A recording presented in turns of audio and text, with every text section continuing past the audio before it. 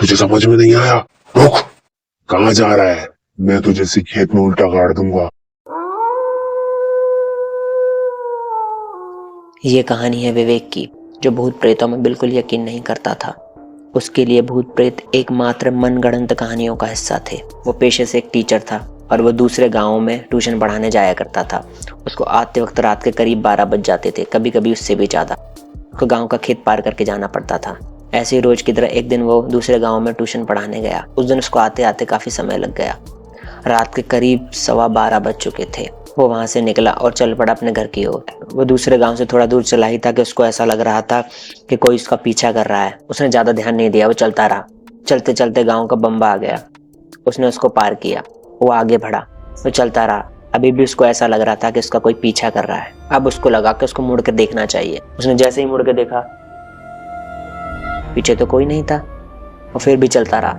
उसको थोड़ा आगे जाने के बाद ऐसा लगा कि उसको किसी ने उसके नाम से पुकारा। फिर पीछे मुड़कर देखा और इस बार पीछे खड़ा था एक आदमी, एकदम सफेद कुर्ते में, मूंछों पर ताव देते हुए। कहाँ जा रहा है? उसने कहा, कहाँ का? घर जा रहा हूँ। मुझे नहीं पहचानता? नहीं, मैंने तो आपको पहली बार देखा है। सच में पहली बार देखा है? वो ऐसे बोला। वो सोच में पड़ गया, ये आदमी मुझे जानता है और मैं इसे नहीं जानता। ऐसा कौन है ये? विवेक ने जवाब दिया कि नहीं, मैं आपको नहीं जानता। तू पक्का मुझे नहीं जानता? अरे भाई नहीं जानता, जाने दो ना मुझे घर। ऐसे कह के वो मुड़ के चलने लगा। रुक, उसकी फिर आवाज आई। वो रुक गया। उसने कहा, क्यों मुझे परेशान कर रहे हो? रात का करीब 12:30 बजने वाला है, मुझे घर जाने दो। तुझे मैं घर जाने दूं? और जो तू रोज मेरे घर पे पेशाब करता है, मतलब ये पेड़ देख रहा है, यहाँ पर रोज आते वक्त तो पेशाब करता है। वो एकदम दंग रह गया। वो सोचने लगा, ये आदमी कहीं दिमाग रूप से पागल तो नहीं है? ये तो पेड़ है, पेड़ को अपना घर बता रहा है। तो वो जवाब देता है, अरे बाबा पागल वागल हो क्या?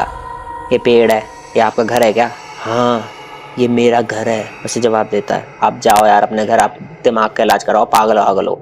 ऐसे कहकर और चल देता है। तुझे समझ में नहीं आया? लो, ऐसी आवाज़ सुन के वो डर जाता है कि ये कैसी आवाज़ निकाली इसने। अब उसकी हिम्मत नहीं हो रही होती है मुड़ने की। हिम्मत करके मुड़ता है।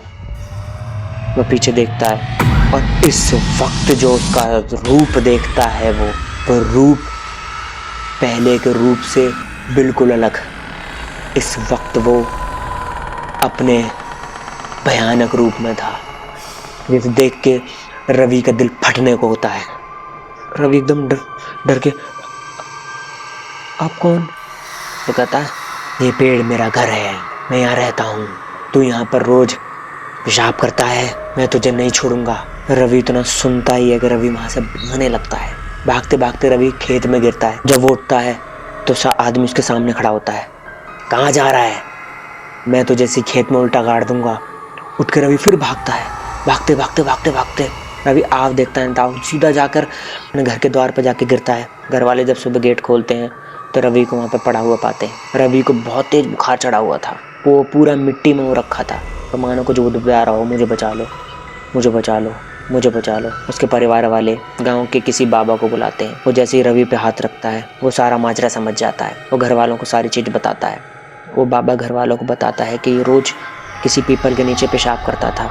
रात को आते वक्त पीपल में भूतों का वास होता है। जिस वक्त ये पेशाब करता था, वो भूत वहाँ पर शयन करता था। उस भूत ने उसको चपेट मारी है। वो बाबा उसको गंगा जल पिलाता है, बालाजी की धूप लगाता है। विवेक कुछ समय बाद ठीक हो जाता है। अब वो उस गांव में रात को पढ़ाने नहीं जाता था। और विवेक अब समझ गया था कि भूत प्रेत भी होते हैं। अगर आपके साथ भी ऐसी कोई घटना हुई है तो मुझसे ज़रूर शेयर कीजिएगा। ऐसी मनोरंजन कहानियों के साथ मैं आता रहूँगा। मेरे चैनल को सब्सक्राइब कीजिए, मेरी इस वीडियो को लाइक कीजिए और हो सके तो इस वीडियो को शेयर कीजिए।